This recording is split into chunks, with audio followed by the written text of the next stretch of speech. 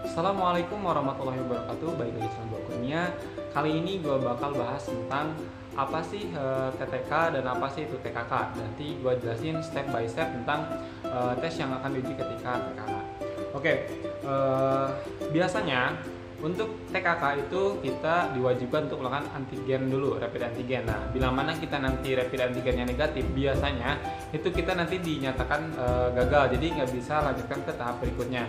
Jadi nanti pastikan sebelum kalian melakukan TKK, yaitu tes kebugaran dan keterampilan, kalian pastikan diri kalian sehat dan nanti ketika rapid antigennya biasa hasilnya negatif kayak gitu. Nah, untuk TKK itu sendiri yang merupakan artinya itu tes kebugaran dan keterampilan, ada beberapa step yang merupakan tes wajib ketika TKK itu sendiri.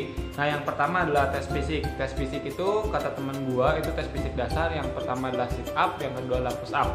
Nah, untuk batas aman atau batas oke kriterianya adalah untuk push up dan sit up itu minimal 30 kali per menit. Jadi ketika kalian kurang dari itu mungkin masih dalam zona ragu-ragu atau rambu kuning.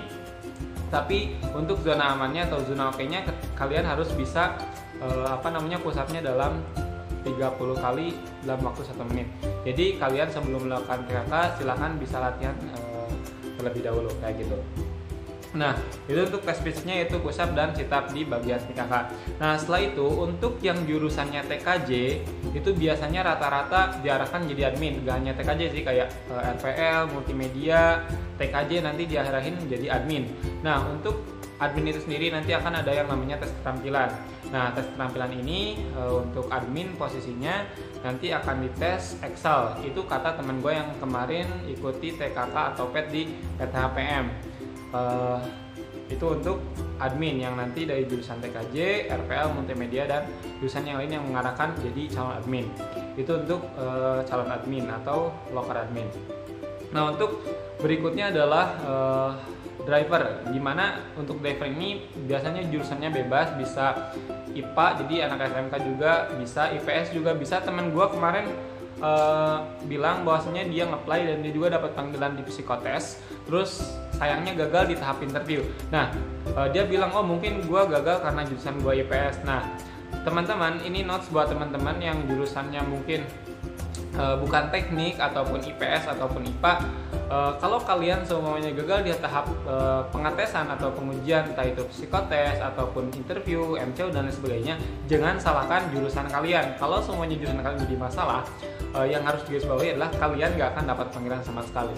Itu. Jadi kalau kalian gagal di tahap interview atau psikotes, ya berarti kalian belum persiapkan diri kalian untuk tes itu sendiri. Jadi diri kalian belum siap untuk melakukan tes kayak gitu. Jadi walaupun nanti kalian gagal, jangan lupa tetap semangat, terus belajar dan perbaharui terus diri kalian biar bisa lulus di pengujian selanjutnya kayak gitu.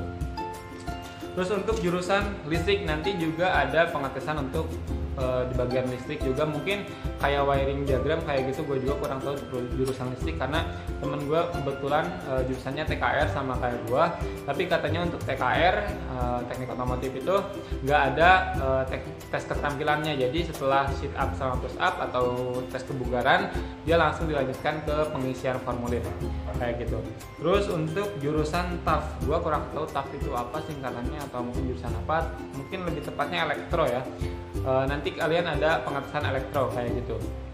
Nah, itu beberapa jurusan yang nanti akan diarahkan ke pengetesan saat TKK. Jadi sesuai job desk yang akan kalian terima ketika nanti kalian bekerja. Nah, itu untuk bagian TKK-nya. Nah, terus selanjutnya adalah ada bagian namanya itu TTK, tanda tangan kontrak.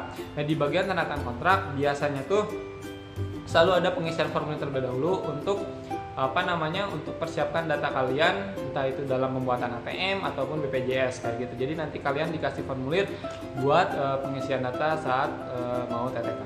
Nah, setelah itu kalian akan dikasih tanda tangan kontrak atau formulir untuk tanda tangan kontrak. Itu biasanya untuk KPM temen gue pribadi yang masuk awal tahun ini, jadi awal tahun 2021 itu dia alhamdulillah dapat tekan kontrak langsung 2 tahun. Jadi enaknya di HPM itu kalian langsung tekan kontrak selama 2 tahun kayak gitu. Jadi jadi teman-teman yang masuk HPM jangan lupa untuk bersyukur, jangan lupa buat bilang terima kasih sama orang tua, karena salah satu doa yang paling mustajab adalah doa dari orang tua kayak gitu. Terus untuk pengetesan yang lainnya mungkin hanya itu aja. Jadi pertama terus psikotes, interview user, terus PET, MCU, terus selanjutnya TKK sama TTK. Nah itu untuk tes-tes yang akan dilakukan di PTHPM. Kalau penjelasan gua kurang dimengerti, kalian bisa tulis komentar di bawah, atau mungkin bisa tanya atau DM teman gua lewat Instagramnya, nanti gua tulis di deskripsi video, sama kalian juga bisa DM Instagram gua sendiri. Oke?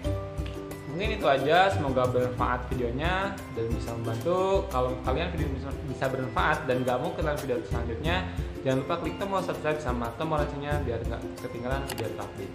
Gua akhiri, wassalamualaikum warahmatullahi wabarakatuh.